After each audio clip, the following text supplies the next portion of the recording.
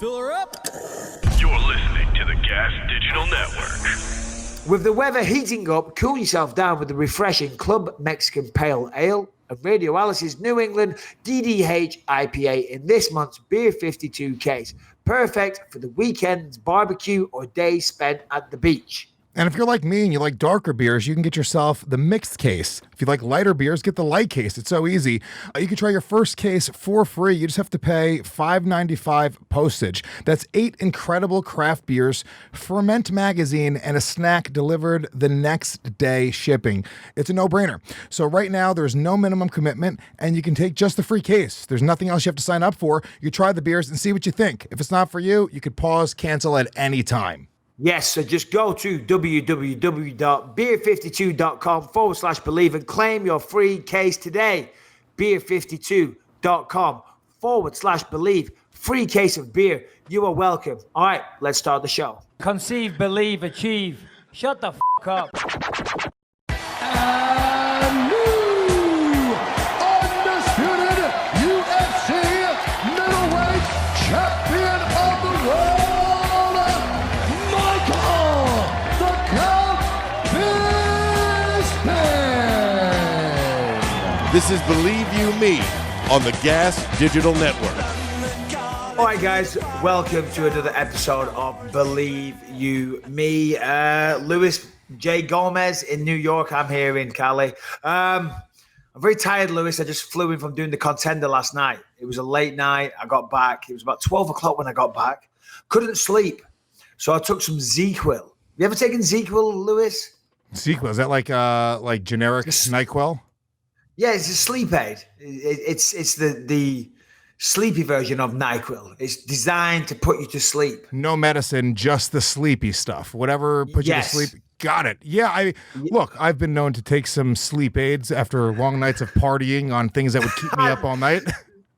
That is not what I'm saying. That is not what I'm referring to. I took a generic over-the-counter ZzzQuil thing, and Jesus Christ, I tell you what, it leaves you very, very drowsy the next day. I've had 2 coffees. I'm still not out of the drowsiness, out of the cloudiness. So if I'm not on my sharpest form or I'm slurring my words, there you go. That's why. How are you, buddy?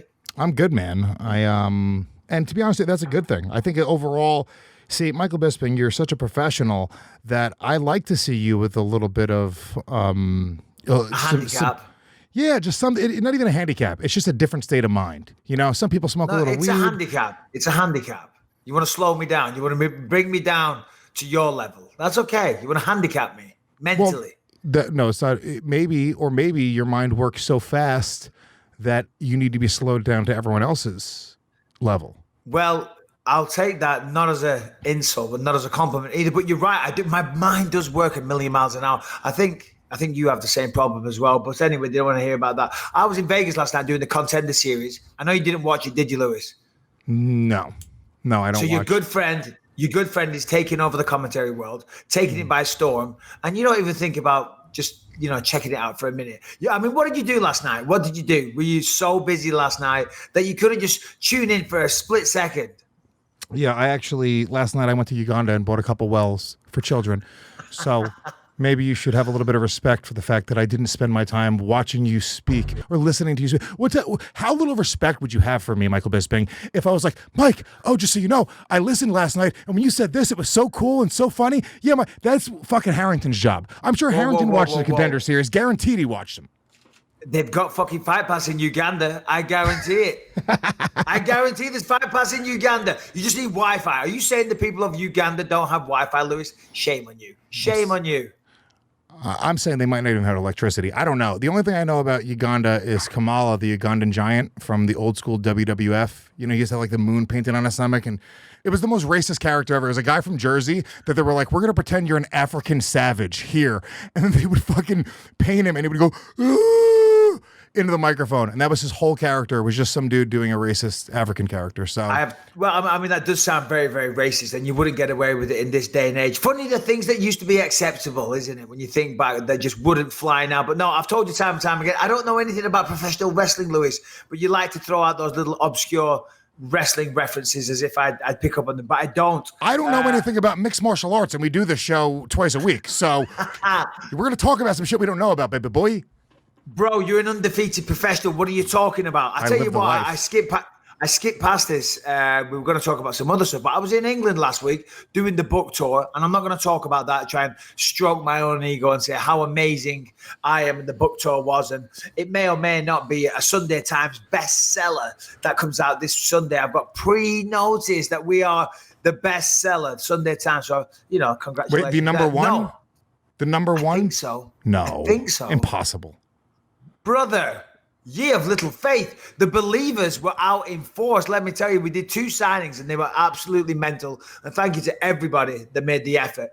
In Manchester, the one people waited in line for like 7 hours. It was nuts. I felt terrible. But anyway, the point of it, the amount of people that came up and made references to the podcast, right? I must have talked, I don't recall it. I must have talked about not wanting to shake people's hands because they're sweaty, right? And the amount of people that came up and went to shake the hand. Here's how it goes. They come up, shake your hand. Hey, how are you? Nice to meet you. They have the book, you sign it. You have a little chat. You do a picture. You give them some time. You make them feel good. You get to meet them and whatever. And then you go to the next person. The amount of people that came up and when I went to shake the hand, they went, no, fist bump. I listened to the podcast, Michael. And by the way, I've got you a present. I've got you some hand sanitizer. I swear to God, at the end of both signings, there was about 15 bottles of hand sanitizer. It's so funny. My fans that come out from my podcast, they're not handing me hand sanitizer after shows. The opposite. Yeah, it's like, dude, they shake my hand, they give me a disease or two, and sometimes there's some drugs in my palm when they walk away. The fans are, I'd tell you right now, I know for a fact that they're very rabid because I go to your Instagram sometimes and I see the amount of comments. I would say at this point, half of the comments on your Instagram are people making comments about your half mansion, Yes. making comments, just little references from the show. So the fans are insane. And I know we've talked about it a lot. We're going to start doing some live shows. We're just trying to figure out the logistics. It's not, me and you are both very busy, so it's difficult for us to just sort of throw these things together. We're opposite sides of the country. But for those of you that love the show, I think that we offer something pretty unique in terms of a live experience. And we are working on some stuff. So if you guys are waiting for it, I promise you, just, don't worry. We will be coming out there sooner or later. What was your fondest memory from the book tour this past week? Oh my word. I mean, there was a lot of great memories, but I sent you a couple of videos, Harrington, of this man in particular when I was at Manchester. Oh, no, sorry, pardon me. This is when I was at the one in Kent at Blue Water. He came over and he had a present for me. And, this is an internationally recognized honor that he gave me. But do you have that queued up and ready to go, Harrington? By any chance? This is your moment. All right, go on. Michael Bisping, this is your most prestigious award you've ever had in your life, yeah? This right now is Michael the Count Bisping, most flawless segue. Oh my God! The most flawless segue in podcast history. And I got a trophy for it. So God bless that man and his family. And then he says to his daughter, he says, where's he going to keep it? And she goes, in his half mansion. It was so cute. It really was. So thank you to that guy and his kids. That was very, very beautiful. That was amazing. That's awesome, man. That's really nice. Let me show on the other side of it. What was your worst memory from? Because you meet some fucking weirdos. You have 1,000 people waiting to meet you. There was some weirdo that couldn't make eye contact that looked like he had a gun in his pocket or some shit. No, well, it wasn't a weirdo, but this is very, very weird. Okay, so I'm walking up the Trafford Centre in Manchester. Okay, it's a big mall, it's the biggest mall in the area, right? And I'm not blowing smoke up my own ass. There was a lot of people there. I was very, very impressed. And thank you to everyone that came out. You made me feel very special. But as I said, there's this huge long line and people waiting for hours and hours and hours. And as I'm walking up to the bookstore, right, and there's all the people there, I want to say hi to them all first, let them know that I'm here. Not like just appear through the back entrance and not see them. I went out and thanked everyone and give them a little wave and see you soon, guys, all that type of thing. And I spot this very, very large person standing in the middle of the line. And that very large person is my father, okay? And he's deep in the line. I'm like, Dad, what are you doing? You don't need to wait in line. You don't need to queue up to meet your son. I said, come on in. He said, now, son, I'm right. I want to stand here. So he stood there and waited in line with everybody. Now, the line, like at fairgrounds, it kind of zigzags like that. Yeah. You know what I'm saying? But that was kind of in the middle of like a square of people. And every person that came in, oh, my dad had been entertaining everybody, telling them home truths, telling them stories about me when I was a fucking kid and stuff. But that was one of the last people to come in. I said, again, Dad, what are you doing waiting in line? You've been there for about 4 hours. I said, and also stop telling strangers my personal business at my book signing. You do not need to be telling them of stories of things that I did when I got in trouble at school, maybe when I got into fights. So that was, it was a little strange, but thank you, Dad. It's because your dad is, if he's hanging out behind the thing, he's not able to get any of those accolades. Your dad, he gets to soak it up a little bit. Maybe get some groupie action. He could be like your they have the roadies and the girls have to see him first before they can meet Mr. Bisping. So that's what I would be doing if I was your dad. Well, that's what my dad used to do at all the UFC events. Him and Nick. My dad's 6'6", and his little mate Mick. He's not mentally challenged. He's a height challenged person. He's a little person. He's very, very small. And my dad's 6'6", so together they're quite the duo. And they would go to every UFC event. And thank you for both of them for that. That was awesome. And they just park up at the hotel bar, and they become like mini celebrities for the week. And they, again, just tell stories that they shouldn't be fucking telling to the greater public. It's like certain things are off limits, Dad, okay? But no, they absolutely love it. So thanks to everyone that came out. Thanks to all the Believe You Me fans that were there. And as Louis said, we're going to make some plans and try and do some live shows for you and do a tour of England very, very soon. But anyway, all right, moving on. What have we got, Louis? What's going on? Nothing much for me. I mean, my son, this is actually the first time this is the happening for me. My son is going away with his mom tomorrow. That's not the first time that's happening. She does that, once or twice a year. She brings him on a little trip. But this is the first time that he's leaving. He's leaving tomorrow, and he's gone for a week. It's the first time where I'm like, you know what?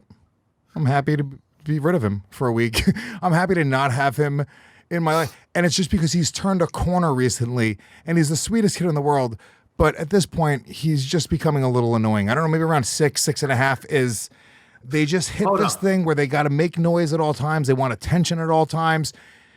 It's a lot. He's the cutest little kid I've ever seen in my life, Louis. He might be. He really is. He's so cute. I see him playing the drums on your Instagram. I see you making sweet music together. But inside in his mind, he's like, oh my God, I'm having the best time with my dad. My dad's awesome. Look at the great relationship that we have. But no, inside your mind, if we pull the curtain back, you're like, oh God, I'm looking at the take clock. This child away from me. I'm counting the minutes down for him to go to the fucking West Coast. Beat it. Freedom. Very much you, Louis. That poor kid. One day he's going to watch this back and he's going to be traumatized. He really is. Do you know what you sound like? And my wife hates this. When the kids are on summer holidays, on the summer break, parents always say, oh, I can't wait for them to go back. Bloody hell, I've had the kids hanging around for 6 weeks. I can't wait for them to go back. And Rebecca always complains about that. She goes, what are they talking about? I love our children. And I love them being around the house. And I'm like, yeah, me too, babe. Me too. But the main thing that I'll be honest, the main thing that I don't like on the summer holidays is, listen, to be fair, when they're at school, Rebecca gets up at 6 a.m. every single day without a shadow of a doubt. She's up before me. She does the breakfast. She does that whole thing. She does the school run. I'm working. I'm going off here, there, and everywhere. So my schedule's a little different. I get out of bed, maybe half hour, 45 minutes later after Rebecca. But on the summer holidays, she takes full advantage of the lying. Do you know what I mean? He doesn't get out of bed. With her not getting out of bed, that means I don't get out of bed. And the whole house just becomes lazy bastards. And you Americans, you're very much go-getters. And I feel like we're being judged by some of the neighbors sometimes. But I'm like, babe, you got to get out of bed early. Because if she doesn't get out of bed, she's my alarm clock. So if I'm lazy, I blame her. Yeah. My girl used to be my alarm clock too. I would just fucking pound her on the head to hit snooze. I think I haven't really been dealing with this. It's not the summer thing as much because he's only in kindergarten now. But where was he going? He's going to California. He's going right near you, actually. They're going really? Right to Dana Point. Oh yeah, that's just down the road there, half an hour away. Yeah. Okay, it's just nice to have a little bit of flexibility and freedom. This summer is the first summer where I'm like, because we do the podcast, so because I co-parent, I have a specific schedule that I have to stick to. That was the biggest thing for her, is like having the schedule switch around, it fucks around. So when we do the podcast, if I'm with my son, I have to like find a babysitter, whatever it is. Sometimes I bring him and he'll be in the other, the other studio or, hanging out, watching TV in the lobby area. But now like, this week I'm going to go to the beach. I don't even like the fucking beach. I'm just going to go because I get without to actually... James. Without him. James, he mentioned when he was here, I want to go to the beach, Daddy. Michael, Uncle Michael, can we go to the beach? And we never got a chance to do it. We never got a chance. But as soon as he goes, you're going to go to the beach. I mean, that's mean. I told him a story. This is really funny, actually. So there's a kid in his jiu-jitsu class that's a fucking dick. This little kid he's the biggest dick you'll ever meet. And what he does is when they're rolling, he just tries to hurt the other kids that he's rolling. Yeah, hold on. Yeah, that's the idea. That's what you do. You're trying to make them quit. Okay, you're trying to get your arms around them and squeeze their neck. You're trying to get their arm and bend it in half in the direction that it doesn't go until they go and they tap. That's the idea of jiu-jitsu, Lewis. It's a little different, though. So when you're training with a training partner, and especially if you're a little kid, right? You're not trying to hyperextend their arm. If your training partner isn't tapping, you're not going to go, I'm going to break his fucking arm. You don't want to tap, motherfucker? Well, you know what? Tap or nap. That's not what happens in a jiu-jitsu class, okay? This kid's that kid. So, if you're passing guard, you could just pass guard, or you can grind your knee into their ribs as hard as possible, and you could really try to make it fucking suck, right? When you go to grab behind their ear, this is what he did. The move that he did to my kid was, instead of going to grab his head to pass to go around him, he like cupped his hand and smacked him in the ear to grab his head. And he kept on doing things like that. He kept on pushing really hard and kicking really hard. The kid's being rough on purpose, and he's trying to hurt his training partners, which is not the way kids should be training, not the way anybody should be training. And I told him the story about you. Because I said I didn't want him training with that kid anymore because the kid's a dick, and he hyperextended a girl's arm, and the girl was like crying in class, and he didn't let go of it. And I told him about... Hold on. And what was the story about me? I told him about before your title fight, at the Garden, you had a training partner that came in that wasn't training safely, and he hurt your rib before your fight, and that is the reason that you're no longer the middleweight champion. And then James said, wait a minute, Michael Bisping's not the middleweight champion anymore? He's like, fuck that loser. He's dead to me. Dad, why are you still doing the show with him? Oh, God, that's funny. You know what, incidentally, talking of that, I spoke to a lot of journalists last week, and they were asking me some questions. And that's what reminded me of it. I just saw that. Yeah. I came clean with the story. We've never talked about that, have we? Have we talked about the line again I was going to do? We did. We talked about it.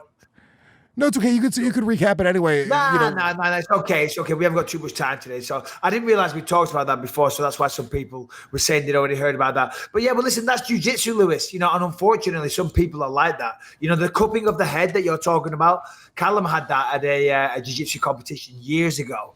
When you're supposed to grab the back of the head, but as you say, rather than grab it, they slap them across the face really hard. And Callum was only like, what was he, like 11 or something?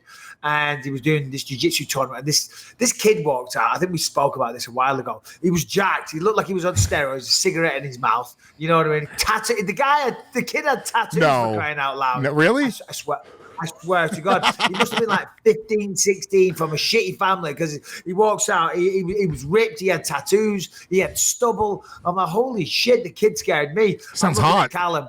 Yeah, I know he really was, But I looked at Callum and I'm like, you've got this, Callum. And in my mind, I'm like, you ain't got shit. You're about to get annihilated. You're about to get destroyed. But then the kid was rough as hell, and he did that same move. Whack, and he cracked Callum in the face like 3 times. I nearly ran onto the mat several times. And then afterwards, I did go and talk to the kid. I said, what the hell are you doing? I said, go easy. I said, he's a little kid. He's smaller than you. He's crying his eyes out. You can clearly see that. You know what I mean? But yeah, you're hitting him in the face repeatedly and being super rough. You're clearly going to win this jiu-jitsu match. Yeah. And he just eyeballed me. This kid just eyeballed me. And he said, make a move, bitch. He just looked at me. So I said, the fuck are you looking at? And his dad runs over. I'm like, what's going on? I said, no. This kid needs straightening out. So I'm nearly getting into a fight with a 15-year-old at a jiu-jitsu tournament. Did the dad, because the dad's now got to make a decision. Like, what is he going to do? There's nothing to, because I'll tell you, this other kid in the class, if his dad would have showed, a babysitter picked him up. If his dad would have showed up, I would have said something. Because it's like, your kid's trying to hurt the people that are supposed to be his teammates and his partners, and that's not how you fucking train. And James, I mean, credit to him, he didn't want to cry in the class. It was the last session, and I could tell James was upset. I could tell, and I said something to the coach after the class. Not even in front of James. I went up to the coach and I was like, "Look, I don't want that kid training with my kid anymore. He hyperextended a girl's arm, and he's done like 6 or 7 times. He's done that and other shit in front of me where I've seen it, him doing it to James and other kids. Yeah. So I was like, that kid's not training safely. He's going to break somebody's arm, and it's going to be a problem." And they were like, "Oh yeah, you know." Yeah, no, sorry, I didn't mean to interrupt. Carry on. No, but and they were like, "Oh, he's got problems at home," and I was like, "That's fine and dandy, but he's not going to fucking break my kid's arm." My kid's like learning. He's 6 years old. He's a little kid. But if that kid's father would have showed up in that moment, I would have. There's the emotion that I had in that moment. I mean, dude, because we walk out, and as soon as we walked out of the class, then James started crying. He was like, I just saw it in his face. I saw in his face he was like upset, and I was like, "What's wrong?" And as soon as he started talking about it, he was like, he was hitting me hard, but then he was saying mean things, and the kid was just being a dick about it too. It wasn't even just like he was like mocking him and like his 8-year-old fucking kid. Oh, it just makes me so angry. I get it. You go to jiu-jitsu, your son's whining, he's crying, he's getting bullied. He's not carrying on the Luis J. Gomez name with pride and honor. He's acting like a girl. Yeah. So you want rid of him. You want to send him away for the summer. And you're proud of this. You should be embracing this child and letting him know it takes all sorts in this life. Not trying to get rid of him for the summer because you're ashamed of him. Just because he's not going in there and tapping out all the black belts, Lewis. You should still love that child. Not want to get rid of him. I'm embarrassed for you. Yeah, well, I am too. But he did good. I'll say the positive side of it is he got himself out of some nasty situations with this kid who's being like a dick. He got mounted at one point, and this kid's been doing it a lot longer. So the good side of it is when you get somebody that goes that hard, it sort of makes you elevate. But he's a boy. No, I know. Listen, I'm messing around. Unfortunately, in gyms, it's always like that. There's always people like that. That's why, I used to be very hesitant to train at certain places, especially once you get in the UFC, because every time you get there, you walk into a practice room, and you've got a target on your back. Because you might just go in there and you just want a light day drilling or whatever, but this is their World Cup final. This is their Olympics. This is their big moment. This is their bragging rights. Yeah. Yeah. Yes. Ooh.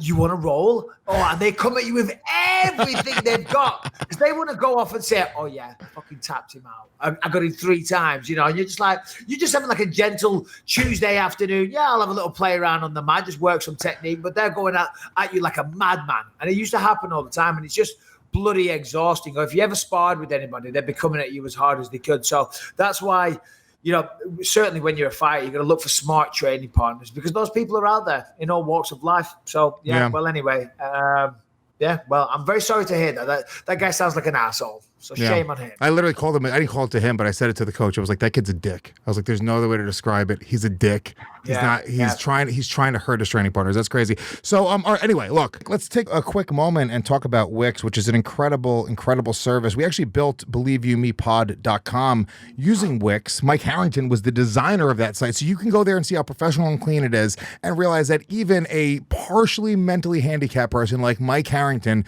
could actually complete the task. Super easy. They have drag and drop technology that makes it easy for anybody to do it. A child can go and do it. You just add text, images, videos, whatever you want. And they call it ADI, Artificial Design Intelligence. You just answer a few simple questions, and Wix creates a stunning website for you. Super easy to use, Mr. Bisping. Yeah, absolutely. I mean, ours is very nice. It's stunning. It's slick. It's professional. And as you say, Harrington did it using Wix. So if you have a business or content that you want to promote, you need a professional website. And we recommend building it with Wix. So all you got to do is go to BelieveYouMePod.com, and at the bottom there's a link. Click on that link, BelieveYouMePod.com. Click on the link at the bottom, and Wix will give you 10% off any premium plan. Remember, get taken seriously. Promote your content. Sell things online. Whatever it is you want to do, you need a website. BelieveYouMePod.com. Go to the link, click it, and you get 10% off any premium plan, Lewis. And you don't have to buy anything. You can just build a free website right now with Wix. FYI, you can just go there right now, click on the link. You don't have to purchase anything if you don't want to, but if you want to do the premium site, meaning like no advertising on it or any, there's a lot more options for design, 10% off. It's super simple. If you're a business owner and you don't have a website, you're crazy. crazy. Do it right now. BelieveYouMePod.com and click that link. All right. We have a lot to talk about. We will be doing a second show this week, by the way, for you believers out there. We're doing one on Friday.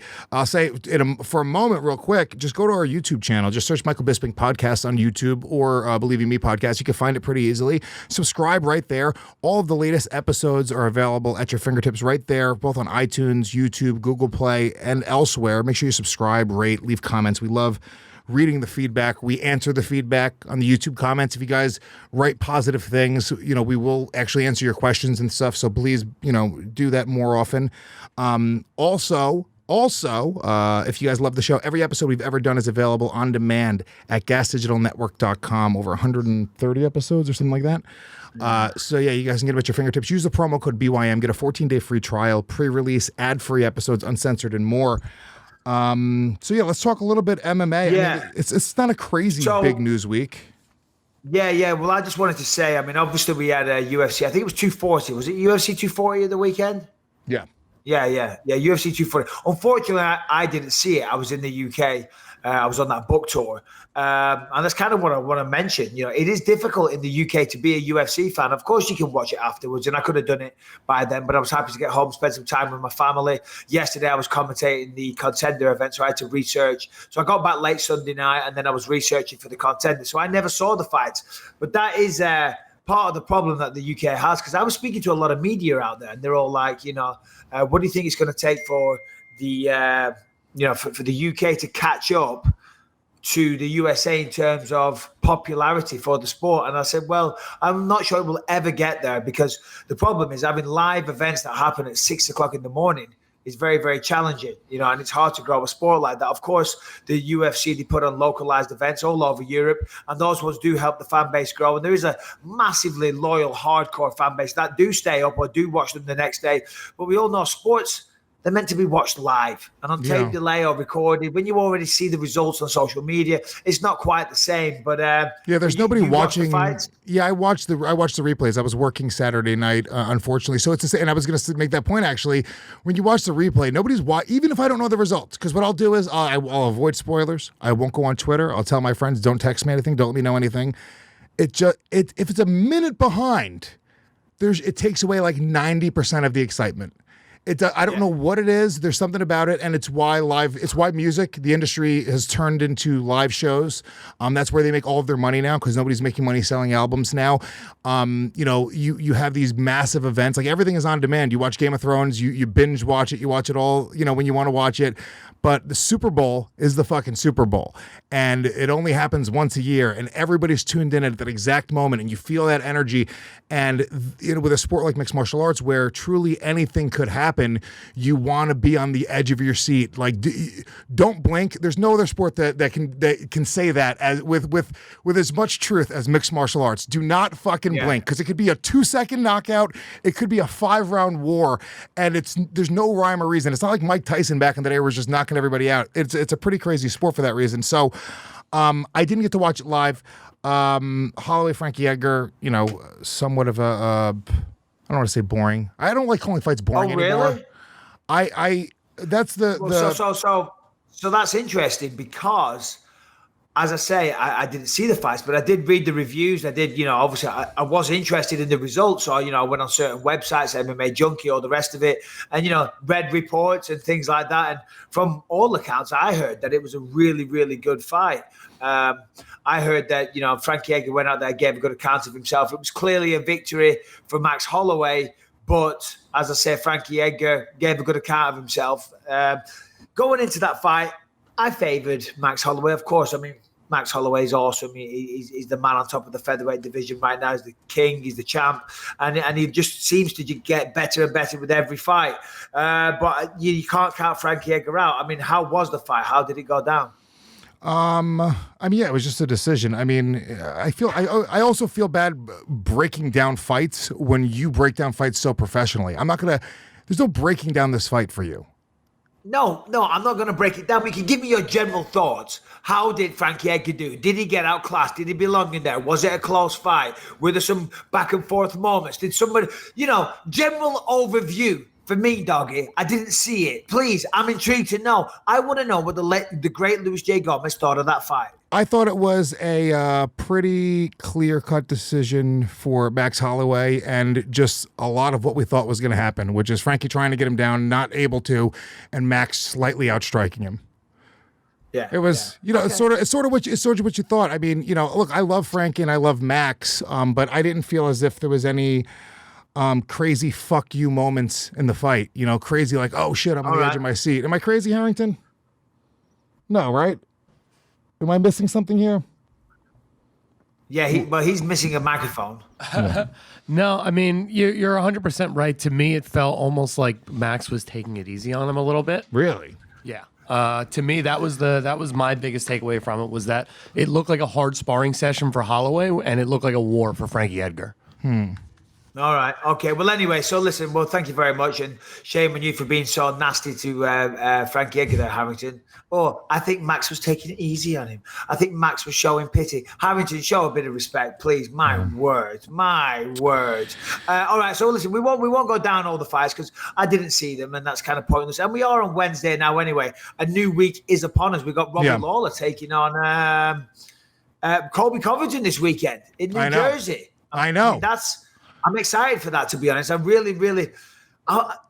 excited for that because I want to see Robbie Lawler shut his fucking mouth. Do you know what I mean? That's what I want to see. Shut Colby's mouth. Yes. Maybe we'll see. It's Colby is. Look, Robbie is just that fucking dude. He can knock anybody's head off. He epitomizes don't blink. Right? He's that guy. Yeah. I think Colby's going to be able to beat him. I'm really happy that you're getting me, Brian, and Harrington tickets to go on Saturday night. It's so cool of you for you to actually take your time to contact the powers that be. I know you're a busy man. You got a million things going on.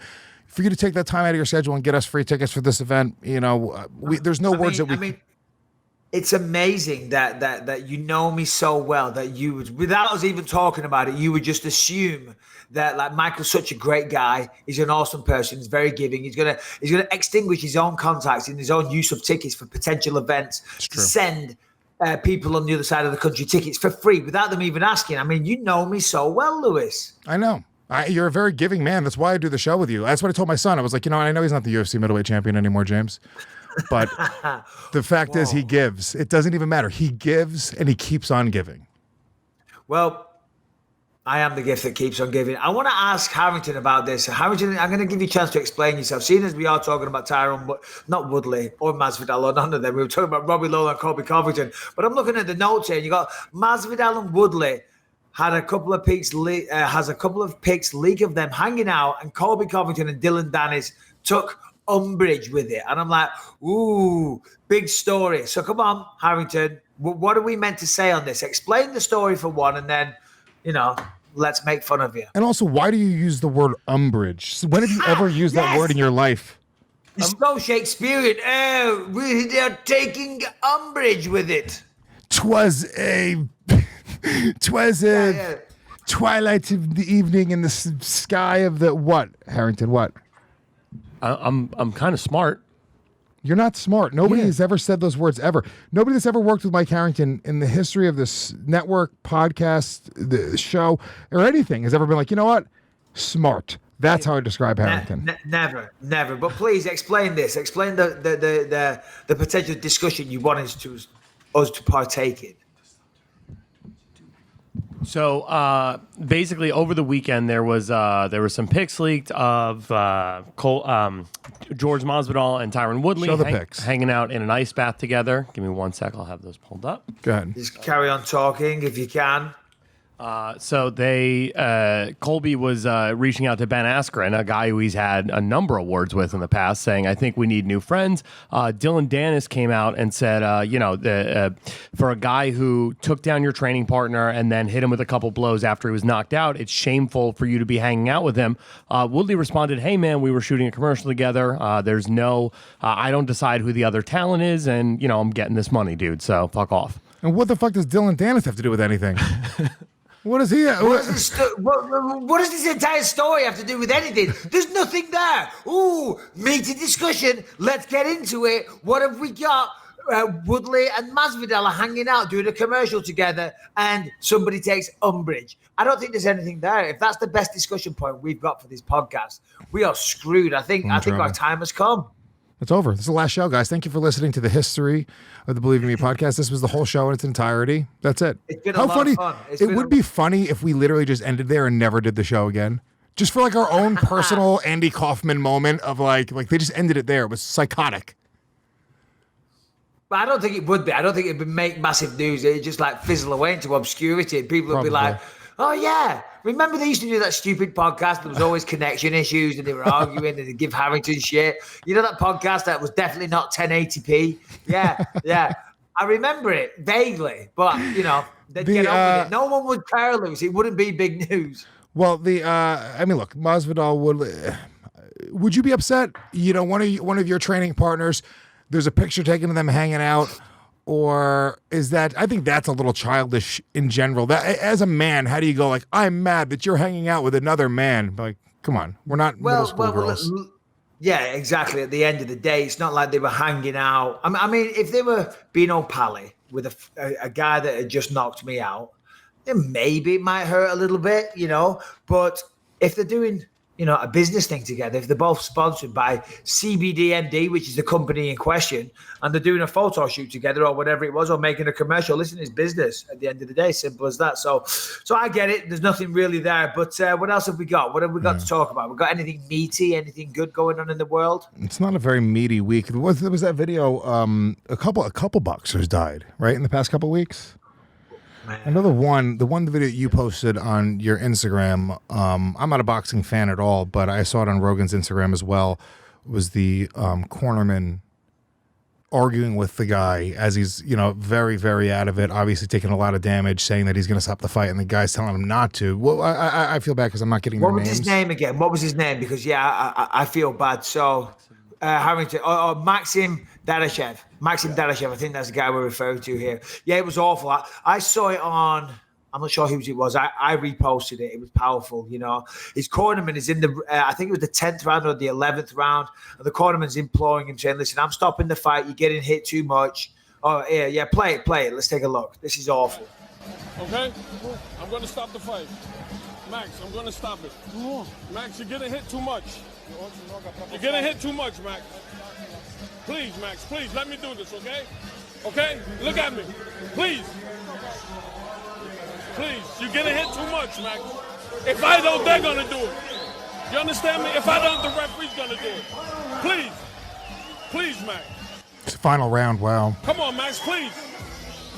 Come on, you got to be honest with me, man. Doc, actually stop it, Doc. They do stop it, though. Yeah. I was just Googling his career because unfortunately, I wasn't particularly familiar with him. I mean, that is just heartbreaking to see. I mean, you see something like that, and that is like something from a Rocky movie. You know what I mean? The coach is in the corner saying, "No, Max," and you can see the fighter. You see the fight in him. He didn't want to stop. He didn't want to give up, and it's just so sad because he's not with us anymore. And if I'm not mistaken, I believe he has children as well. I'm looking at his career here. Yeah, 14 and his record was 13-1. I'm assuming that one is the fight that unfortunately that he took part in last week. It's just so sad, and it just highlights again how dangerous this sport is. I mean, mixed martial arts, boxing. Unfortunately, we've talked about this before. There is more deaths in boxing. We haven't really had them in the ring. Mixed martial arts. We have had it actually in MMA around the world, but not in the UFC yet. But geez, that just breaks your heart, doesn't it, Lewis? Yeah, it does. It's particularly macabre. It's your word. Watching sort of like it's dark. The conversation. Let's not put light on a bad situation. It's not light. That's not light. I'm saying watching the video is very morbid. He dies from those injuries. He already has the injuries in that video. Yeah. It's like watching a person after a car accident lying on the ground. It's very chilling and bizarre and sad, and it's like. Yeah, as I'm sending my son into martial arts, it makes you sort of question, like, none of it's worth it. And what you're building up in this kid, my son, I'm thinking about, right, is like this thing where it's like he builds these muscles and this mental toughness, and eventually he's like, no, I have no quit in me, and that's what that kid right there, he has no quit in him. Even though he lost the fight already, he hears he's got one round left, he's like, no, I'm gonna finish this fucking fight because that's a victory in itself. And because that's like a moral victory. You know what I mean? It's like, okay, I know I'm not winning this fight, and I know that I've got no chance of pulling this back on the scorecards, and I'm probably not going to knock him out in the last round. But as a fighter, you're like, well, listen, I've gone through this much damage. Let me go out there for another 3 minutes. You know what I mean? Let me at least be able to say I went the distance. Yeah, and I understand that mentality.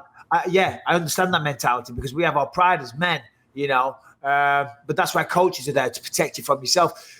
And respect to that cornerman. Because the guy, I mean, unfortunately, I didn't see the fight, so I can't comment too much. But he didn't look too visibly beat up, but obviously he must have been taking a lot of shots, A, because of what happened to him, and B, for his cornerman to be saying, listen, you're getting hit too many times.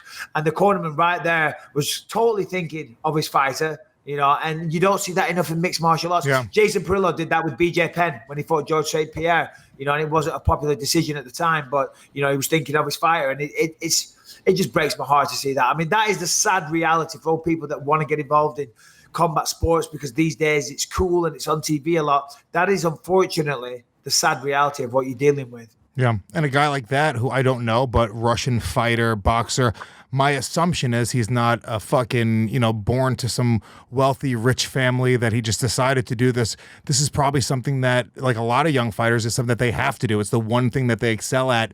And from the time they're a little kid, it's the one thing that they're dreaming about. And to have the thing, I mean, look, they say, I mean, I guess a fighter, I don't know, maybe I'm wrong. You have kids, it's a different thing, but maybe, they say dying doing what you love is sort of like the fantasy. So it's like, maybe a fighter would want to go out like that and that would be the way. But no matter what way you want to slice it, it's just such a sad thing watching somebody just trying to live his dream and getting killed because of it. And for Noah, there's nothing else there to be done. He just did what... It's an accident, and it's built into the sport, and it's brutal, and it just makes you sort of appreciate... it just makes you appreciate life, and it just makes me really sad. He's a young guy too. How young was he? He looked really young. Yeah, no, I'm not sure. Part of it, I think he was like 28. When you see that, Lewis, because people ask me this question all the time, and God bless his, R.I.P., rest in peace, all that, and super, sincere condolences to your family and your loved ones and everybody, because I can only imagine what they're going through.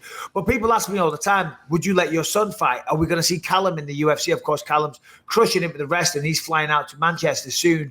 He's going to be trying out for the Olympic team, the British Commonwealth team. And if he makes it, he's going to be flying all over the place, all over Europe. And people always say, is he going to fight in the UFC? And honestly, I'm not too keen on it. I don't really want him to. If he wants to, I will support him 100%. But if James, when he was older, wanted to fight Lewis, how would you feel? I mean, I'm very torn because I love the sport, and I think that he sees me. It's the only sport that he likes. He doesn't watch any other sports really, and it's so obvious that he just likes it because I like it, and I'm kind of in this world. But it's my job to protect my kid at all times. So anything that he could do to hurt himself, dude, if he's at the park right now, I'm that father who is on his, like, literally just 10 feet behind him at all times. I don't take my eyes off him.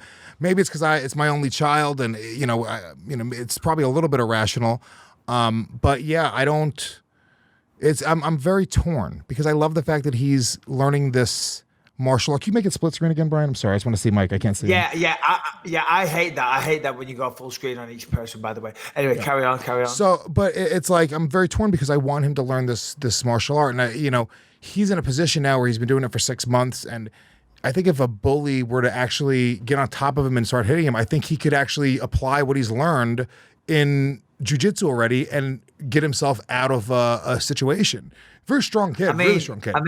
I mean, let's remember, this is the kid that's getting bullied in jiu-jitsu right now. Yeah, but that kid's been doing it longer. He's using jiu-jitsu to bully him. Listen. This is the kid. We don't have to worry about James fighting, okay? He's going down to the namby-pamby jiu-jitsu dragon class, you know what I mean? And they go, do, and he can't even handle that. So, he's going to be fine. I don't think he's going to be a professional fighter.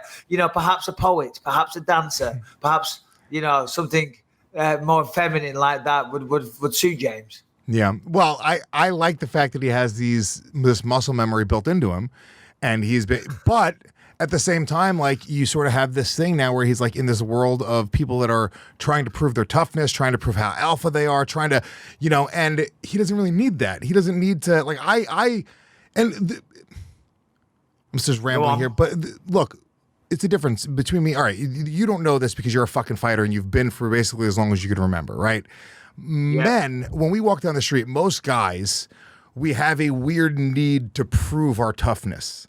There's a weird thing inside of us where another guy looks at you and you make eye contact with him back, and now you're in a weird thing for no reason. There's just like, because both of you, your parents didn't fucking hug you enough or didn't read you at night, and now you need to prove this toughness to the world.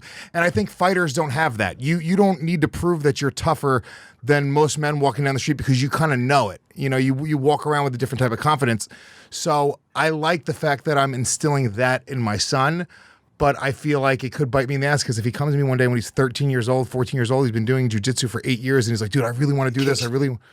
Then beats my ass.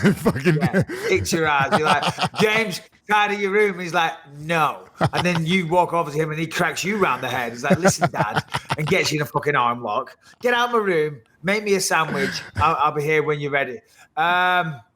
It's funny that you mention that because, as fighters, we don't feel the need to walk around and kind of prove ourselves and puff our chest out. In fact, I'm the exact opposite, unless you're having an argument and you get heated, then, things change then. But generally, I walk around and, I'm not trying to prove myself at all. It's the opposite. But other like alphas try and out alpha me. It's so funny. Like when I meet guys that are supposedly like they're in their circle, they're the tough guy. Do you know what I mean? They're the ones, they feel threatened by me. And so then they have to like show the world that they're not scared of me and they have to bust my balls. And I kind of get bullied. Do you know what I mean? Because they're like trying to be a dick with me to show everybody that, look, I'm not scared of him. I'm going to give him shit. When I'm just sitting there, I'm being nice. I worked with a guy recently on some show and he just kept doing that to me. And if I wanted to, I could have just snapped his neck like a twig. Do you know what I mean? But he was just going on. And I was like, I'm going to fucking kill this guy. Why is he doing this? I'm like the worst person to do this to. Do you know what I mean? But he was trying to show everybody, look at me. I'm a tough guy. I'm giving him shit. And I was literally being so nice. And I called Jason Perillo. I'd be like, I'd tell him about it. I'm like, I'm going to fucking kill this guy, Jason. And Jason would be like, Mike, kill him with kindness. Just kill him with kindness. I'm like, yeah, you're right. So the next day I go in and I'm like, hey, how you doing? And I'd be as nice as I could. And he'd take that as weakness and just throw it back in my face and keep giving me shit. And this guy has no idea and he shall remain nameless. But I'm like, I'm going to fucking kill this guy. I'm going to fucking kill this guy. You know what I mean? But name honestly, names. Who is it? Say it. You can say it. No. But you don't understand. You don't understand that type of stuff does happen a lot. Mike, we got to talk really quick about Whoop. That is WHOOP. They're such a perfect fit for this show. It's a training performance tool that changes the way that you track your fitness and it optimizes your training. Basically, it has a heart rate monitor for your wrist and it connects to their app and it gives you the absolute best analytics and insights into your recovery, strain, and sleep. Yeah, that's right. And after every workout, Whoop will give you a strain score that lets you know how strenuous your workout was on your body. Basically, it lets you know if you've worked out hard enough, smart enough, gives you all the analytics. And also, you'll get training tips based on your body's recovery time to take the guesswork out of how hard you need to push your body for the optimal training, the optimal fat burning zone, optimal cardio effect, whatever it is you're trying to achieve. They'll give you the stats that you need to actually conceive, believe, and then also achieve those. And with Whoop, you'll also get daily updates on your body's needs to rest, or if you need to go back to training, or if you need to take it easy. Overtraining is a real thing. And the coolest thing about Whoop is their built-in sleep coach. By wearing the strap at night, Whoop Sleep Coach will analyze your sleep cycles, your sleep quality, consistency, and provide optimal sleep times based on how strenuous your day was. For example, if my wife wore it, they would say she needs no sleep because she does nothing. If Harrington wore it, it would say, listen, never ever sleep again, do some crying out work. When I wear it, it's like, Michael, calm down. You're redlining constantly. You are working far too hard. You need more sleep. You're doing too many podcasts, too many commentaries, too many movies, too many book tours. Take a break, slow down, but I can't do it. Life in the fast lane, Lewis. That's what I'm all about. Yeah, when you put it on, it just shoots an injection of X-Quil into your veins directly. They're like, calm down, Michael. It's time for you to sleep, baby boy. It's Zequel, by the way. But if you go to Whatever it is. whoop.com and you use the promo code BELIEVE, you can try it out. They'll give you 15% off for a 12 or 18-month membership. No, but seriously, if you take your working out seriously, you take your body seriously, you want to sleep better, you want to train better, smarter, more intelligent, achieve the goals in training that you want to achieve, this will help you do it. It gives you all the analytics, the stats that you need. So, once again, go to whoop.com, WHOOP, and use the promo code BELIEVE. You'll get 15% off a 12 to 18-month membership. Whoop.com, promo code BELIEVE. All right, cool. But anyway, moving on. So I do see in the notes from Harrington that Conor McGregor went on some kind of Twitter tirade aimed at Khabib Nurmagomedov last week. I mean, he just needs to get over it here, but here it is. Harrington, talk us through these, please, if you don't mind. Well, essentially, on Saturday night seemed like he was on one. There's a photo here. Herb, my man, he's trying to sniff my jock strap. Here it's fucking round one. Stand this shit up, pussy fighter. Panic, panic. We all saw you panic. Shit yourself on the back of that bus. Riddled in panic. I might actually be the Riddler instead. Oh my God. I want some of whatever Connor's on. Holy shit. Yeah, that proper. What else have we got? There was more than one though, right, Harrington? There was a few, wasn't there? McGregor, he's got. If you're gonna party with somebody, McGregor's the guy because he probably has the best shit of whatever he's doing. Yeah, well, I mean, listen, I saw them on his Twitter feed. Never mind, Harrington's just decided to bring one up. There was a few there, but go on, Harrington. I hear you about to cough into the microphone. Sorry, you check on the fighter that was illegally kneed in the head on the ground. Now get in the game of trying to prove the knee was legal with the fighter who committed the assault. He's essentially saying when they were on the ground in guard, he was illegally kneeing Khabib in the head. I don't know why that's something to brag about, but he talked about landing his knee in Khabib's orbital bone and bragging about it.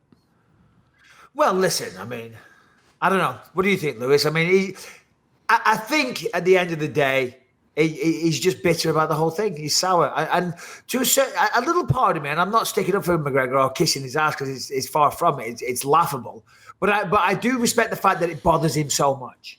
Do you know what I mean? Right. It's obviously bothering him a lot that he lost because he's in the middle of the night. He's coming out with these tweets, and it's a fight that happened almost a year ago now. But he still hasn't got over it, and he still can't accept it, and he's still pissed off, and he's still dissecting it and looking at it from his perspective. When the fight didn't go down like that, he got beat soundly from start to finish. And listen, it happens to all of us. Some of us get beat soundly. You might have a bad night at the office. Call it whatever you will. But you're just going to say, you know what, fuck it, fair play, shake the guy's hand. He got me and try and get it back. And I think he's angling for the rematch and he's trying to stoke the fires and get interest in all the rest of it and possibly get Khabib to say something back. Because then if Khabib says something back and he goes back and forth, all of a sudden now they're in this Twitter tirade. But I'll be honest, I think if I'm McGregor, he's probably hoping and praying that Poirier beats Khabib in Abu Dhabi. Because if Poirier beats Khabib, obviously, we all know Conor has that massive win over Poirier. He did it very, very easily. He made short work of Poirier back in the day. All right, it was at 45. It was a long time ago. But even still, if Poirier wins, there's a possibility of setting up that rematch, and that's his shot at an easier shot at the title. What do you think? Yeah, I mean, probably. Obviously, if you are in McGregor's team in his corner, that's all you want. You're like, dude, we want the Poirier fight. For the love of God. Let's just chill. Let's make that happen. This is such a winnable fight. But I think you don't get to be as successful as McGregor, as good as McGregor, as popular as McGregor without having a legitimate ego. A legitimate, there's something about you have to believe you're great. It's not McGregor. I believe McGregor truly believes he can beat Khabib. In his head, he's like, oh yeah, I'm going to beat him if we fight again. I don't think anybody else believes that in the world but Conor McGregor. But I do believe that Conor McGregor really does believe it. So I don't know if it's just an angle. I think Conor, in his mind, he wants to avenge. He doesn't like Khabib. This is a fucking legitimate thing. He was embarrassed. He wants, dude, I remember, maybe you never deal with this, but how many times throughout my years there's been like a kid in middle school who embarrassed me, and I just play it over and over again in my head. Like I was like, oh, I wish I could have another shot to fucking relive that moment. That's what McGregor's living every time he goes onto social media. Every time he opens his eyes, he's got a son that he wants to show his son that he beat every man that's ever been in front of him. That's important to a guy, especially a guy who achieves that level of greatness. So I believe that McGregor believes that he will get that fight, and if he wants that fight, he can have that fight. It doesn't really matter. Which fight? Khabib fight? I don't know if he gets that fight. Even if Khabib wins, I don't think he gets the rematch. The Poirier fight, definitely, I can see them doing that. You don't think Dana's so? been saying, well, I don't. I mean, from the UFC's perspective, they're going to do it.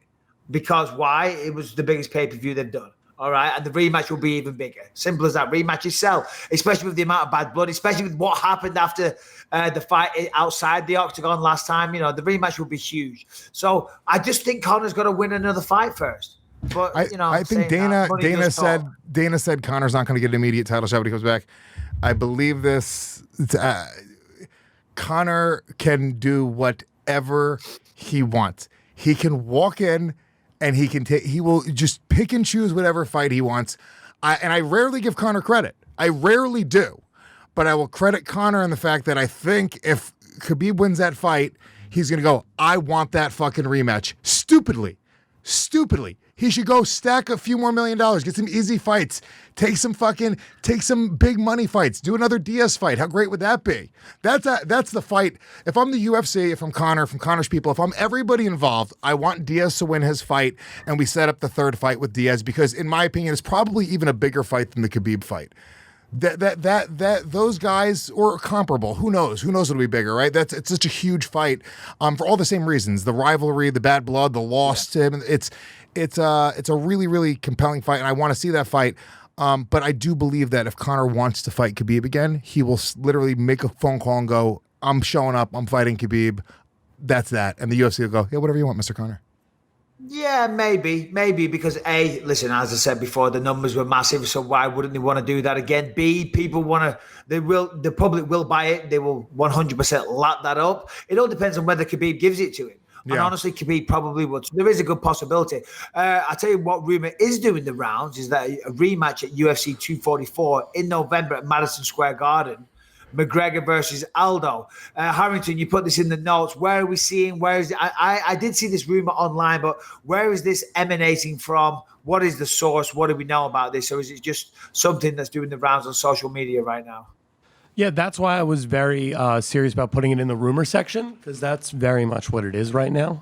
There's no substantiated sources, no big journalists coming out with it, but it is growing like wildfire on social media. Everybody seems to have the inside track on that being the fight for MSG this November. Well, that's the fight to make, if I'm honest. I mean, listen, Conor's got to get back in the winning circle. If he fights Khabib, more than likely that's not going to happen. Could he catch him with a good shot and rock him and follow it up? Yeah, of course he could. But more than likely, Khabib's going to take his best shot. He's going to take him down, and we're going to have a replay of what happened last time. Aldo and McGregor, I mean, the build-up to that fight was huge, and it ended, amazingly in 13 seconds, and well done to McGregor. I think people would love to see that because a lot of people feel that Aldo could do better in the rematch. And that's definitely a very winnable fight for Conor. Of course, we saw what happened the first time. The second time, who knows what's going to happen, but it's a very winnable fight. And if you can go out there and beat Aldo, because Aldo's looked sensational since that fight. Yes, he got beat off Max Holloway twice, but other than that, he's been perfect. He just lost to Volkanovski in his last fight decision. Oh, that's right. I forgot about that, actually. He did lose to Volkanovski, and that was somewhat of it was a frustrating fight, you know what I mean? Yeah. And Volkanovski might be that dude, to be honest with you. Dude, Volkanovski's incredible. Volkanovski has got the best chance of beating Max Holloway than anybody out there right now, So no shame for Aldo there. So that makes sense because Aldo's coming off a loss, McGregor's coming off a loss. Pair them together, Madison Square Garden. There's your main event. The winner gets the title shot. Boom. Only way I want to see that fight is if they do it at 145. I want to see Conor go back down to 145. I'll say this until I'm blue in the face. I don't care. Conor McGregor, he was the king of 145. I know that cutting weight is a difficult thing. Well, guess what? MMA is a difficult sport. I think that you can reignite that storyline that Conor McGregor is the best fighter in the world. He can be the best fighter in the world at 145. Pound for pound is something that we talk about, right? So you can say, all right, look, he had some mixed results at 155 and 170, and he's a fucking, oh my God, he went up and fought the bigger guys, but he came back down. He's never lost at 145. He's killed everybody in front of him.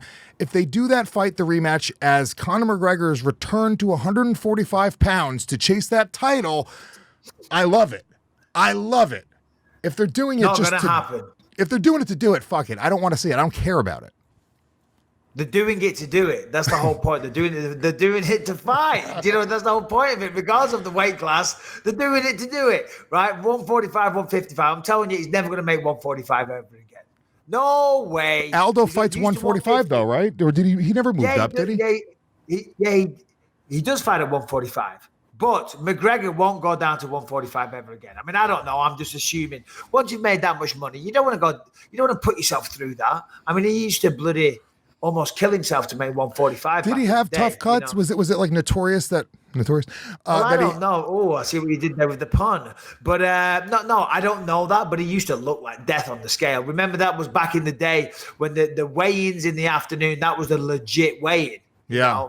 And he used to look like shit. When you got that money in the bank, doggy, you do not want to put yourself through that. I know you've done 2 fights. I know you're undefeated MMA fight, but trust me, doing those weight cuts like that, oh God, they're horrible, man.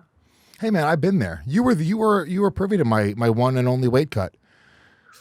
Oh, I was. You were because Michael Bisping couldn't bring a scale. Just couldn't bring a scale. All we needed to do was bring a scale on the road. I could have popped out of the car, jumped on it. Oh, look, I'm fine. But now I'm in my head. It's like when you're running late, you got to go somewhere. I got to be at a poolside in a minute. I'm fighting for the first time in my entire life. But Michael Bisping didn't want to pack a scale into his car. Yeah, you know why? Because that scale wouldn't have made it back. It would not have made it back, 100%. And then I'm the bum that's going to carry a scale around Vegas with me. It's not your scale. You want to bring a scale? Bring your own fucking scale. Go out to Target. Spend the $15. Not effectively steal a scale out of the Bisping Tower, okay? If the scales in my house are designed for the bathroom in my house, and that's where they stay. And if you Mr. El Presidente of Gas Studios over there, if you want to take a scale to your big shot fight, nip down to Target, buy yourself one, okay? Leave mine alone. Leave them well-being. I like to step on the scale in the morning and see where I am. I don't want to walk into my bathroom and go, oh, yeah, that's right. We left it in Vegas. Right? Yeah, you're right. You probably wouldn't have made it back from Vegas, but it would have came back from Vegas. The scale will still be there. Somebody will walk into the Hard Rock Hotel Casino and walk in and go, wow, they got nice scales in this hotel. But then the next time they stay there, they stay in a different room. They're going to be like, where's that bougie scale? Yeah. Where's that nice, aluminium, soft, shiny metal scale with the nice digital readout? Where is that one? We don't have them anymore. I said, oh no, it was a one-off. Somebody left that. Well, I'm just saying. I would have had a normal weight cut. It would have been fucking fine and dandy. But you see what happens when you set off one little thing in my morning, then everything else goes out the window. You got to see the rage. You got to see the true fucking alpha Luis J. Gomez. Michael Bisping had to sit back and go, holy shit, let me not get in the way of him right now. He saw what happened. Let's remind everybody that it ended in Lewis on his hands and knees at the hotel check-in in reception, on his hands and knees with his suitcase open, throwing the contents of his suitcase all over the hotel lobby. Everybody looking and thinking, what is going on right now? And I'm like, Lewis, you might want to just get yourself together right now, okay? You're making a huge scene. Everybody's looking, and it's kind of embarrassing, Lewis. I'm just talking you off the ledge right now, okay? Scale or no scale, just get a hold of yourself, doggy. Shit. Anyway. All right. Should we do some questions? Next time we do the show, I mean, we'll have more to talk about. It's just a quick one today. What should we do, Lewis? Yeah, let's get some questions in. Obviously, if you guys want to join the conversation, shoot us an email, bympod@gmail.com. You can also follow us on social media, bympod on Twitter. Luis J. Gomez, Bisping. You could tweet us your questions. We love the video questions. So if you send us a video question, we are more than likely, as long as it is at least somewhat legible, we will play it on the air and we will try to answer it as honestly as possible. Do we have a few video questions today, Brian? All right. Mike from, let's have a listen. Let's go. Hey boys, it's Mike from Buffalo. I got a question for you both individually, and then a question that I want you both to answer.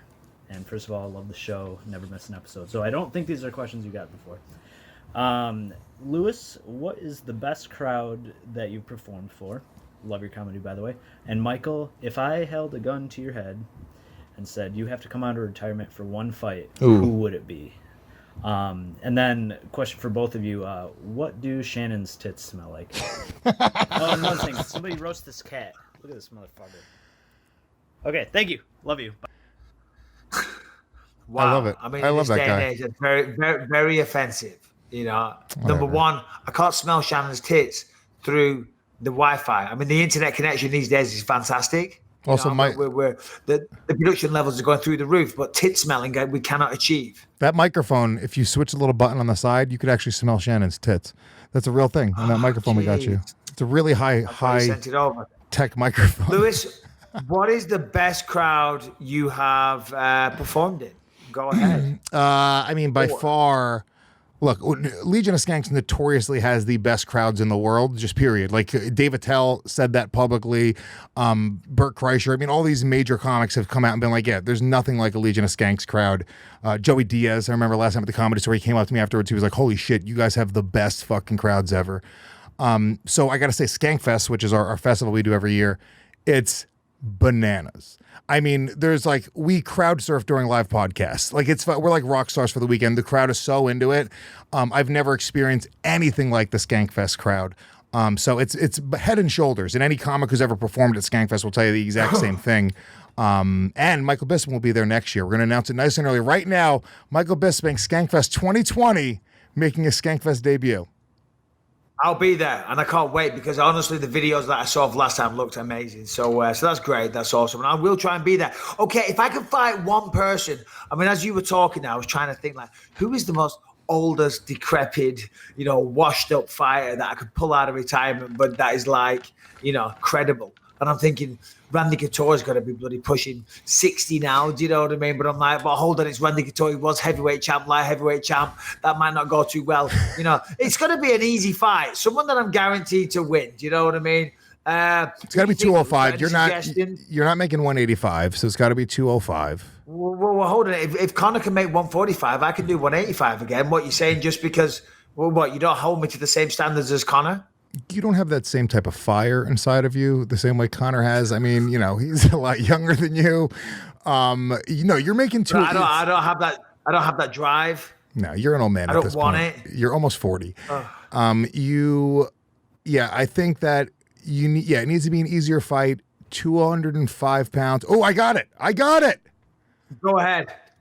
Ladies and gentlemen, loser leaves town match. Michael Bisping, Brendan Schaub, catch weight 225 pounds. In the UFC, loser has to quit podcasting. And then the other podcast, either Brian Callen will join this show. We'll have a third mic, which is awesome. Or I will join their show, which I think I could do. I could clean that show up. I'm one of the best podcast hosts in the world. I set people up very nicely. What do you mean you can clean that show up? What are you saying? What needs cleaning up about their show? They have a hugely successful show. We are a drop in the ocean compared to theirs, Lewis. You know what I mean? And you're saying that you're going to go over there and clean them up. And why are you always trying to set up fights between me and Brendan Schaub? We're friends, okay? You asked me a fucking question, and I answered that question. That's what I do. I answer things honestly. And if you want, to be honest with you, if you want to know the biggest fight in the world to set up, that is the fight. Not for nothing, you versus Brendan Schaub would maybe be bigger than... 95% of the fights that the UFC could set up right now. If they set up a comeback fight, Brendan Schaub versus Michael Bisping, it does 750,000 pay-per-view buys. Wow, that was loud. It really was loud was. in my ears. Holy shit. It really was. I guess that is the idea of an air horn, but Jesus Christ. No. Listen, number one with Mace, he's retired, I'm retired. That's not going to happen. We're talking UFC fighters, okay? He's retired. He's long gone. He had the Rogan talk. We know this. You're retired. You're long gone. And I tried to give you that Rogan talk. You wouldn't listen to me. When did you try and give me the Rogan talk? Episode 19, everyone. Go listen back. It's in. Yes, It's the one where famous episode 19. where Dito died right afterwards. I was like, you know what? Maybe it's time to hang it up. I don't know. Your dog's dead now. Pets' heads are falling off. You wouldn't listen to me. I tried to give you that All fucking right. talk. You did. All right, what are the questions we got? Let's do another one. Go ahead. Let's see how long it takes. Yet another Michael. Oh, nice. This guy's What's up, serious. guys? I've got a 60-second challenge for Mr. Bisping. If you are successful, I will donate $100 to the charity of your choice. Go ahead and pause. I'll wait for you to select one. I like this guy. This guy's a fucking here serial. are the rules. Pause it. Dates, times, locations don't matter. Pause it. So, what is your charity? Oh, hold on. This guy's like, what's he called off American Psycho? Yeah. Christian Bale character, but his name, the character, he's that kind of character. Charity, cruelty to children is something that shouldn't exist, and I will do anything I can to stop that. So, or feed the hungry children. No child should be going. That's not a charity. There's no charity, Yeah. cruelty to children, or feed the hungry children. Michael Bisping has never donated to a charity, and now that we are pulling the curtain aside, he can't even name a charity, just something. No, I donate to charity all the time. We have direct debits coming out of our bank account.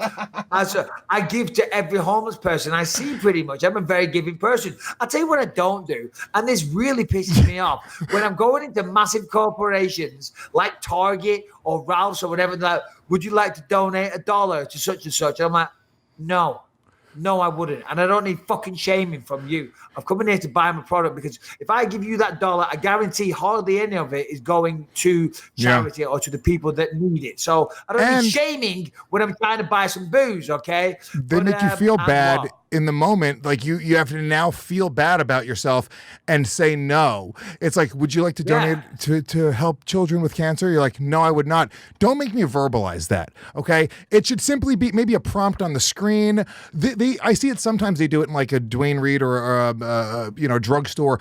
It'll be like a little thing you could buy, and it's like an advert. The same way they have it in the section for gum, like an impulse buy type thing, where it'll say, oh, $5 you could donate. It should be that. Put it in my face, have me sign my name on a thing, put it on the wall. That's cute. But don't actually ask me because it makes me feel like I'm a piece of shit. He's trying to make me cry. Exactly. Exactly. Well, so, it's not a case that I feel like a piece of shit. It's more to me, I say no because the scams. Like when I used to be a door-to-door salesman a long, long time ago, there was one. There was a branch of the team where I worked. They were going out and they were trying to get people to make charitable donations. The majority of the money that they would donate was their fee for getting that donation. Do you know what I mean? They're businesses. And if each charity didn't spend a certain amount each year on advertising and stuff like that, they wouldn't get the grants the next year off the government. So these charities are a massive, massive scam a lot of the time. So these ones, when like big old corporations are saying, oh, would you like to donate $1? I'm like, well, I'm assuming 50 cents goes there, 20 cents goes there. And by the time the admin and all the people, I mean, these non-profit organizations, they might not make a profit, but people are getting paid fat goddamn salaries from them. Go ahead. On the other side of it, though, because I've talked about this in the past, like, let's say you go to most of these like nonprofits, right? Let's say it's just, pro women's reproductive rights, okay? You get some fucking hippy dippy. Why is that going to be the charity that you pick? Whatever it is, it's just a nonprofit, right? Like, literally anything. It could be AIDS relief, whatever it is, a nonprofit, right? The person in charge of that is some fucking hippy dippy, I want to help the world, kumbaya motherfucker, who isn't a boss, right? What I would do is I would get the CEO for fucking Target or the CEO for Apple to come in and hire them, because what they're going to do is they're going to be able, it doesn't even matter. Let's say you have to pay them $1 million a year. What if they're making $20 million in profit per year versus the hippy dippy bitch with some fucking crystals and she's praying to a moon god that, people will help out, and she's making a fraction of that. So I don't care if they're paying somebody more money. Same thing with Dwayne Reed. If they're taking 90 cents, but the net positive is they're making millions of dollars for that charity, then essentially it's only good. It's not bad. Yeah. No. You're right, but also you're lining the pockets of the CEOs, the people that run the charity, which isn't the idea. When you're asking for my dollar, yeah, I want to give it to charity, but I don't want to necessarily give it to you. Anyway, let's play this guy's question. We went off on a tangent there, which was interesting. But the charity that we're going to donate it it to, it's going to be Donald Trump's campaign for 2020. Yeah, no, 100%. Donald Trump's 2020 campaign. They need all the help $100 they can get. Yeah, $100. Let's go, baby boy. Okay, here are the rules. Dates, times, locations don't matter. You must name, in order, every fighter you fought in the UFC and whether you won or lost, starting with your first fight on The Ultimate Fighter. 60 seconds, go. Wow. 60 seconds. Christian Rothermel, Hold on, what? All right, start the timer. Wait, no, start the timer. This is a good one. I like it. I love it. And let me pull up your record to check. 'Cause I'm gonna check in real time. We ready? Tell me when when we're ready, baby boy. And I am not cheating. I'm not looking at my phone. My phone is here with a black screen. Okay. Oh, racist. This is fun. I like games. I like games. Games are good. Games are good. All right, so starting with, who's it starting with? Ultimate Fighter fights. So those aren't listed on here. So I will have to they're trust. not, but it doesn't matter because I've got them in my head. Okay, so start with the Ultimate Fighter. I have everything else. This is crazy. In order, if you get ready. If you name them, it's $100 to Donald Trump. Let's go. Ah! Oh God, the excitement is boiling. Okay, tell me when we're going. And go. Christian Rothermel, Ross Pointer, Josh Haynes, Eric Schaefer, Elvis Sinisic, Matt Hamill, Rashard Evans, Charles McCarthy, Jason Day, Chris Lieben, Dan Henderson, Dennis Kang, Vanderlei Silva, Dan Miller, Akiyama, Jason Sexy Miller, Yama. Wait, no. Chael Sonnen. No. Let me finish. You fucked up. You fucked up already. Well, let me go. Let me finish it. Chael Sonnen. Who was after that? You see, you've thrown me off with your interjecting, you're interrupting, you're noisy. You lost the fucking bet. You can't just go, oh, we're going to ignore the fact that you missed the fighter. Well, who did I miss? And I can't believe it. I mean, the only Puerto Rican fighter in the history of the UFC. Hey, Rivera, El Conquistador. You ruined that man's life. You ruined his life.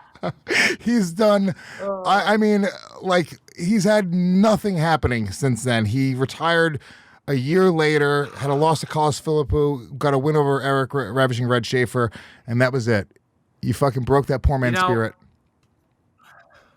I'm just concerned for Donald Trump's election possibilities. I mean, now it's it. I was trying to get in that $100. Oh well. So do you want to keep on going? What do you think? Chael Sonnen. Oh, all right. Chael Sonnen. Shit. Who was after Chael Sonnen? Brian Stan. Yep. Vito Belfort. Yep. Alan Belcher. Fuck yeah.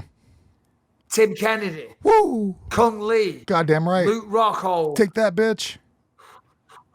CB Dalloway. Ooh, I'm gonna. That's it's a half a point taken away. Anderson Silva. Luke Rockhold. Dan Henderson. George St. Pierre. Kelvin Gastelum. I mean, if that isn't a fucking who's who of MMA, I don't know what is. You were so close to getting $100 for Donald Trump's campain. We could have done it. Just Jorge that I missed out on. Just missed Jorge. Oh God. That's how fights. That's how little you mean, Jorge Rivera. That's how little you meant. So many Michael fights, Bisping. so many continents, so many time zones. You know, it's hard to keep up with them, Lewis. It really is. But anyway, all right. Well, sorry about that. $100 out the window. Good question though. And if anyone else has any more games like that, that's good. That's fun. I like that. I like a good challenge. Good time. Should we do one more, or should we call it a day? No, we got one more. Let's do it. Fuck it. We got a few more minutes here. Let's do one more for the guys. This gentleman is Thomas Galdenzi. Hey, what's up? It's Thomas Galdenzi from Houston, Texas. And I love you, Michael Bisping. I'm a huge supporter of the show, and I've been a huge fan of yours, Michael Bisping, since Ultimate Fighter Season 3. As you can see, I've always been supporting you, and I've loved watching your career as a UFC fighter and to watch you grow to the person you are today. Pause it. Like I tell everybody, you're the original. Oh, my God. This guy couldn't be any gayer for you. Never have I seen a man who wanted to suck another man's cock more than I'm watching this man right now. We're 43 seconds into the video. I'd be embarrassed if he did that. He's not even fucking he's still going on about, he showed a picture of a t-shirt that he fucking had. That is craziness. Just say, hey man, I like the show. I like the show. It is not helping you to do that to another man. It's not like the guy you're doing to is going like, oh man, you know what? This guy's awesome. I want to be his friend now. No, what's going on in Michael Bisping's head is like, all right, fucking weirdo, get on with the question. I know what's going on. I'm saying what everyone's thinking. Oh my God, how dare you? Shame on you. Don't be jealous, Lewis. This is a nice, intelligent, level, grounded human being that clearly knows what's up. I agree with you, Mike. Yeah, thank you, Daniel. All right, the very loyal listener to our Rinky Dink show, can we listen to the rest of the question, please? Conor McGregor.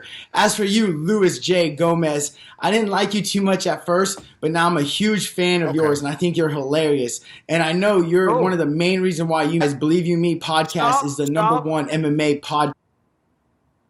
Still think he's a weirdo? Well, that was just a little bit of truth. And he didn't go off on a fucking 45-second rant about how he loves every hair on my body and he just wants to kiss my abs. No, he said, I didn't like you. All of a sudden, you see him in a different light. All of a sudden, you're like, hold on a minute, maybe this guy's got something. All of a sudden, this guy's intelligent, he's smart, and he's put together well, right? Look, he tells the truth. At the very least, he doesn't lie. He doesn't lie. Yeah, he's like a lot of people. I'm a tough pill to... You see the comments. They'll comment on YouTube like, Lewis needs to die right now. He needs to die, and I hate him so much. This show would be the number one show in the world if it wasn't for Lewis. And then 4 weeks later, same guy. Look at his fucking comment. See what he says about me. Biggest Gomite on the planet. Gomite. Another doggy, another baby boy. You've got a name for your fans. Another one bites the dust, baby boy. Let's play the rest of the question. Let's see what he finishes with. I'm interested to see where this is going to go. Number one MMA podcast out there. Well, and as for my question, it's for you, Michael Bisping. I want to know who is one fighter you wish you could have fought pre your UFC time, during your UFC time, and after your UFC time. Because I know I would have loved to see fights between you and Tito Ortiz, Rich Ace Franklin, and Forrest Griffin. What's yours? First of all, let me also say, the way he edited it, he couldn't nail this question in one take, so he had to edit together multiple takes. This guy's a serial killer. Hide your children because this guy's fucking coming for you. Whatever school that he teaches at, I saw his little fucking thing, his little shameless plug with his combat school right there. Don't go because he's going to hurt you. I don't trust this guy at all. And I already know the answer, okay, for you, Mr. Bisping. What is the answer? Brendan Schaub. We discussed this already. Obviously, he's the one fight. There's only one. Stop perpetuating this beef between us and Fighter and the kid. Stop it. The only way that swipe. We need to. This is the thing. I will stop taking digs because you've had this conversation with me before. You're like, you know what? I love Brendan. I look up to Brendan. You said this to me off air, okay? You said I look up to Brendan Schaub as a comedian, as a performer, podcaster, and as a fighter. Honestly, his jiu-jitsu is unmatched.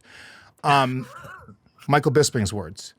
But I will say, I will come to your side, Mr. Bisping. Okay, I will be convinced if they will come onto our show as guests. I don't want to do their show. I just want them to come on our show as guests, and we can sit down, have a conversation like dudes, make each other laugh. I'll be in California next month. We don't even have the potential to do that. Why? Because we're not in a set studio. We haven't got a high class operation like those guys. We're on opposite sides of the country, Lewis. I wish we could have them on as guests, but we can't do it. I'll make it happen. You don't think I can find a studio? Are you fucking crazy? This is what I do. I know. Stop it. Anyway, I just want to say today I've had a blazing headache and I've been happy to let Lewis do a lot of the heavy lifting. When we're back in a couple of days, I'll be back on form. I'll have had a good night's sleep. I will not have a cloudy sensation over my brain and I won't have a blazing headache. I'll be ready to go. I'll be firing on all cylinders and I will be back, baby boys. To answer that guy's question, I don't know, but thank you. We appreciate the effort. Good luck with the combat school. Thank you for the very, very nice words. And I guess on that note, we'll say adios amigos and we'll see you on, when is it? Friday we'll do a pre-show. We'll talk about that stuff. And yeah, send your questions in. Thanks for listening. All that good stuff. Lewis Harrington and Brian. Muchas gracias, amigos.